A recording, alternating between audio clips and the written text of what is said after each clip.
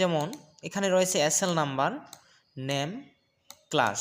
তো এমন সময় বস যদি আসে বলে যে না, নেমটা এসএল নাম্বারের পরে হবে ক্লাস, তারপরে হবে নেম। তো এখন কিন্তু আমরা যদি ডাটাটা টাইপ করাই থাকে, এই অবস্থায় কিন্তু এটাকে চেঞ্জ করা খুব কঠিন হয়। তো আমরা সহজে কিভাবে এসএল নাম্বারের পরে ক্লাসটাকে নিয়ে যাব, ক্লাসের কলামটাকে নিয়ে যাব, আর নেমের কলামটা চলে আসবে ক্লাসের কলামে, এটা কিভাবে করা যায় সেটা এখন দেখাচ্ছি। তো প্রথমে কি করব, যেটাকে চেঞ্জ করব সেটাকে পুরোটাকে সিলেক্ট করতে হবে। তো আমরা উপরে এই যে অ্যারো দেখতে পাচ্ছি, এইভাবে উপরের লাইনে যাব, অ্যারো যখন হবে ক্লিক করব, তারপর এটা সিলেক্ট হলো।